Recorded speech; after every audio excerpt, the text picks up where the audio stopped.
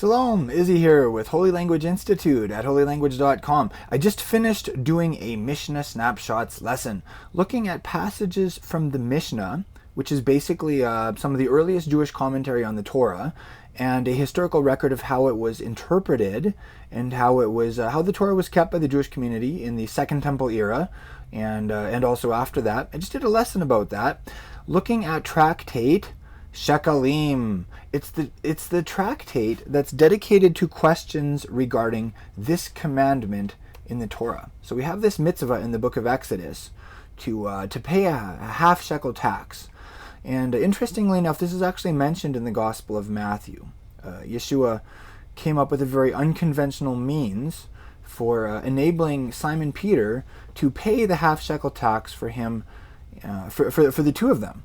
And that's one of the things we talked about in the lesson, but that's not where I'm going to go here. I just wanted to give you a little takeaway from this lesson, just looking at Israeli money today, actually, and also how there has been a movement in Israel in the last couple decades to restore the half-shekel tax, and the coins that have been minted to do that are really neat. I wanted to show you some coins. So usually with these takeaways, I'll give you like some kind of like historical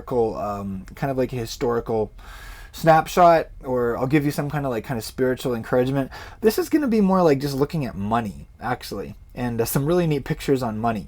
So, if you're a more concrete kind of practical person, this might actually be more like your kind of little takeaway. All right, so there's a little bit of an introduction here I talked about in the lesson with regards to this commandment and some questions about it. Now, what's neat is just as the shekel was used in ancient Israel, the shekel is used in modern Israel today as like the standard unit of currency, and it's really, really exciting.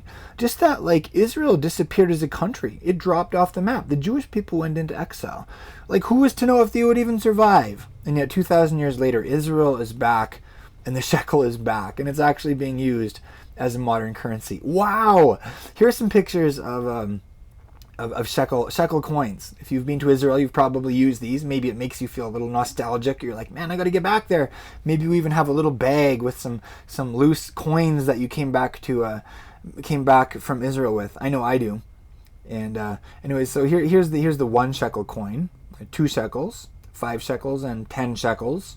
And then also there's a half shekel and the 10 agorot, which is like an agora is like a It's like the equivalent of a penny, basically. The agora to the shekel is the penny to the dollar. And here's some shekel bills, nice and colorful. Kind of look like Canadian money that way. Almost looks like Monopoly style. If you've ever seen Canadian money, I'm Canadian, so I'm allowed to say that. Then you might see the similarity. And then this is what the shekel is worth in contrast with the U.S. dollar, roughly speaking, right now. So, it's really neat that the shekel is being used in Israel today. It's also neat that there has been a movement in Israel beginning around 1998, the 50-year jubilee, so to speak, since the reestablishment of the State of Israel. There's been a movement in Israel to restore the half shekel. And there have been some coins that were minted.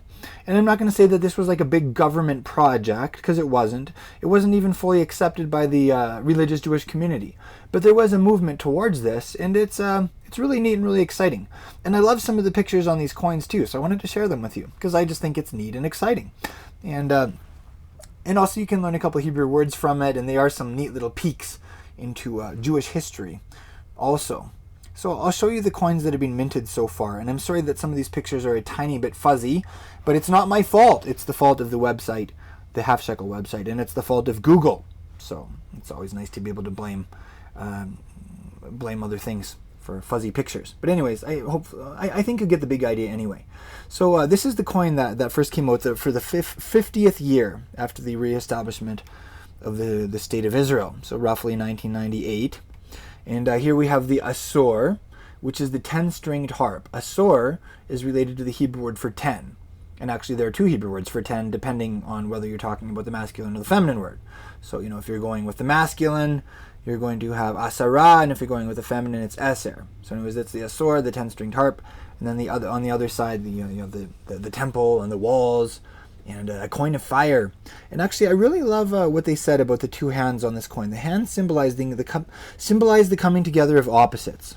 The left and right, the religious and secular, the fundamentalists and the modernizers, each but a half needing the other to complete themselves.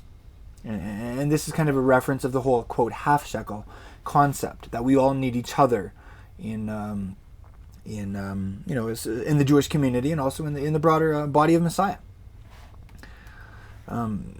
Next year, they came out with a coin with there's the temple, and then also with the apirion, which is like the this special like canopy that was carried by hand that would carry the bride to the wedding. The apirion is started to be used in Israel again as of 1992. And then here we have the Nicanor gate of the Second Temple and the 15 steps leading up to it. And if you were making Aliyah, if you were a pilgrim going to Jerusalem in the Second Temple era, for instance, Yeshua and his disciples, this is something that they did. You would step onto the first step and you would sing the first of the Psalms of Ascent. There were 15 Psalms of Ascent. Basically, look, the Psalms right after Psalm 119 are the Shirei HaMa'alot, and you sing them as you go up the 15 steps. And then on this side, we have the what is this? The incense censer, which was actually recreated by the Temple Institute in 1992, and is waiting for the rebuilding of the temple. They're planning to use it in the Third Temple. Next year's coin has a nevel, which is a 22-string harp, and then the kior, which is like the big sink or the laver that was used in the temple. Next year featured a half-shekel coin from the first Jewish revolt, which of course culminated in the tragic destruction of Jerusalem and the Second Temple. Now, notice something interesting on this coin. Can you see the Hebrew letters? Can you read those? You might not be able to because it's not written in the block script that's commonly being used by the Jewish people for the last couple thousand years. It was actually written in the Paleo Hebrew, the original Hebrew script. And this was something that was sometimes done in the Second Temple era. It kind of had like a patriotic feel. This script is actually referred to in Hebrew as the Ketav Ivri. So it's the Hebrew script, and you can see that on this coin here. And then on the other side is the tiara that was worn by Jewish brides on their wedding day. It's actually a skyline of Jerusalem, and is referred to as the Yerushalayim Shel Zahav, the Jerusalem of gold. Next year featured some stones that were used to measure the shekel weight, 2 shekel and 4 shekel and a 2/3 shekel, which is referred to as a pim, kind of a cute little word. And then on the other side had a talit, like a fancy original-looking talit. Next year featured the east, looking at Herod's temple. So again, this was something that Yeshua and his Talmidim saw on a regular basis when they would go up to Jerusalem. And of course, Herod is mentioned in the writings of Yeshua's disciples. And then on the other side, we have a chuppah. Next year featured a coin that was minted not in conjunction with the first Jewish revolt against Rome, but in conjunction with the second Jewish revolt against Rome, around the 130s, roughly speaking. And this coin has the chatzot rot, the silver trumpets, on it. And this coin was actually minted in Beitar. Beitar was a famous it's kind of like the Alamo, so to speak, of the second Jewish revolt. One of the last stands, so to speak. And this is actually this is a quarter shekel coin, which is referred to in rabbinic literature as a zuz. Zuz. This year's coin had the camp of Israel and then a menorah cleaner. This was an interesting year. They had the chest that was used to receive the half-shekel donations. And interestingly enough, this chest was referred to as a shofar, as a trumpet. And these were used not only in the temple, but also outside the land of Israel to receive donations. One of the things we talked about in our lesson was whether this could very well have been the context of Yeshua talking about not sounding a trumpet when you give to the poor and you make your donations. Could he have been referring to a dynamic that was somehow connected to the fact that these receptacles used to receive donations and gifts to the poor and whatnot were referred to as shofars, as trumpets? You'd have to watch the full lesson to get that. And then they have an interesting phrase here that was actually taken from a 1939 Zionist poster. And I love that Hebrew font and just how vintage this entire poster looks.